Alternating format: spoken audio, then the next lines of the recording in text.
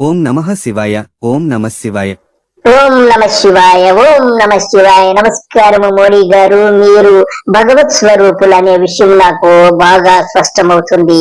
మొన్న మీరు ఈ మధ్య ఇంటర్వ్యూలో కూడా చెప్పారట, భగవంతుని ప్రతిరూపమే మీరని. నిజమే సార్? మీరు 2047 వరకు మీరే ప్రతిరూపంగా భారతదేశాన్ని ఏలుతారు సార్. शायद परमात्मा की ही कोई इच्छा है. పరా బ్రహ్మ పరమేశ్వర పురుషోత్తమ సదానంద. शायद ईश्वर ने ही मुझे किसी काम के लिए भेजा है. మోడీ గారు, మీరు భగవంతుడు చాలా క్లోజ్ అనుకుంటాను. అందుకే భగవంతుడు స్వయముగా ఈ భారతదేశాన్ని ఏలమని చెప్పి స్వయముగా పంపించినట్లుగా అర్థమవుతుంది. చాలా సంతోషము. ఇంకా ఎన్ని సంవత్సరాలు వెళ్తారు? 2047 వరకు మీరే వెళ్తారంట కదా ప్రభు. మోడీ గారు, మీరు కొంచెము విశదముగా తెలుగులో వివరిస్తే మా తెలుగు ప్రేక్షకులందరూ కూడా చాలా ఆనందపడతారు. నేనే భగవంతుని స్వరూపుడను. ఆ భగవంతుడే నన్ను ఇండియా ప్రధానిగా 2047 సంవత్సరం వరకు ఉండమని పంపాడు. అయ్యా మోడీ గారు, తమరి వయస్సు మరి 20, 30, 40 కాదండి, 74 సంవత్సరాలు. మీకు 2047 సంవత్సరం వరకు వెళ్ళడం అంటే ఈ 74 అదొక 25 అంటే 100 సంవత్సరాల వరకు మీరు ఇలాగే వెళుతూ ఉంటారా? ఆహా, ఎంత సంతోషముగా ఉంది మోడీ గారు. और मैं ईश्वर के 2 रूप देखता हूँ.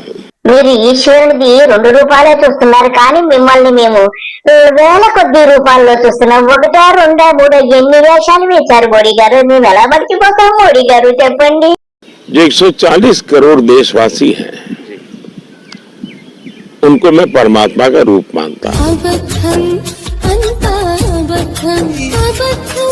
మోడీ గారు, అబద్ధాలు చెప్పకండి, వింటున్నాం కదా అని చెవులో 2 పెద్ద తామర పువ్వులు పెడితే ఎలా చెప్పండి? ఆ తర్వాత ఇంకా ఏంటో కొంచెం చెప్పండి, వింటా. तो वो मेरे लिए एक साकार ईश्वर का रूप है. ఏంటయ్యా ఏంటి ప్రాబ్లం? ఏంటయ్యా ఏంటి ప్రాబ్లం? ఆ భగవంతుని పేరు చెప్పి మీ నాటకాలన్నీ తెలుస్తున్నాయి. మీరు ఎలా ప్రవర్తించారో కూడా ఒకసారి చూసుకోండి. మీ యొక్క దుస్తులు, మీ కథ, మీ వ్యవహారం అన్ని గమనిస్తున్నామండి. शायद ईश्वर ने ही मुझे ये संकेत दिया है. నిన్న రాత్రి కూడా యథాప్రకారం కైలాసం వెళ్లి స్వామి వారిని సేవించి వచ్చాను. మీరు డైలీ కైలాసం వెళ్లి ఈశ్వర్ గారితో డిస్కస్ చేసి వచ్చినట్లుగా ఫీలింగ్ మేము నమ్మాలి. ఇక మీ నాటకాలు ఆపండి. ఎన్ని రోజులండి ప్రజల్ని ఇలా మభ్యపెట్టి మోసం చేస్తారు మోడీ గారు? ఇక చాలు మీ నాటకాలు. నేను కూడా ఆ ఈశ్వరుని ప్రతిరూపాన్ని.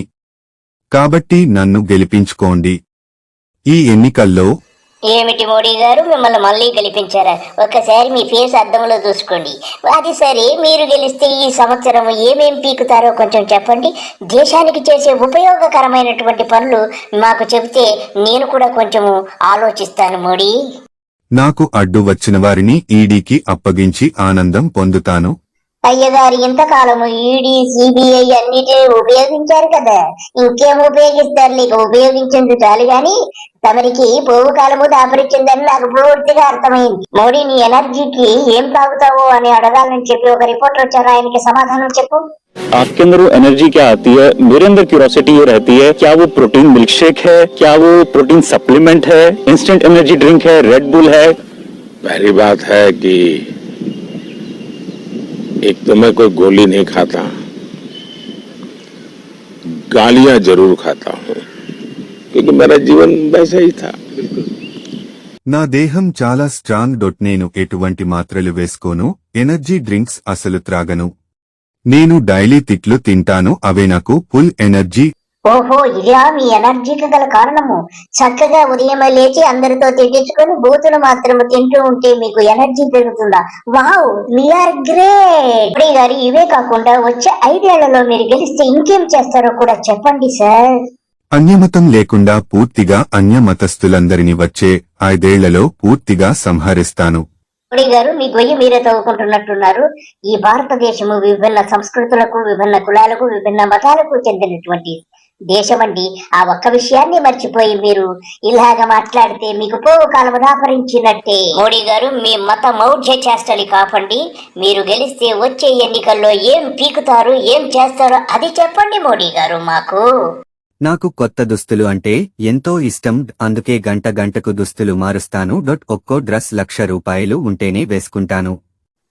మోడీ గారు, మీరు ఈ 10 ఏళ్ల నుంచి దేశానికి ఏమన్నా చేసింది ఉందంటే అదే కదా, గంటకు దుస్తులు మార్చుకుంటూ మీ స్టైల్స్, మీ గెటప్పులు చూపించుకుంటూ మీ లీలలన్నీ చూశాము. ఇక వెళ్ళి రండి, ఇక చాలు మహాప్రభు. ఓం నమః శివాయ, ఓం నమః శివాయ. ఓం నమ శివాయ, ఓం నమ శివాయ. బాయ్.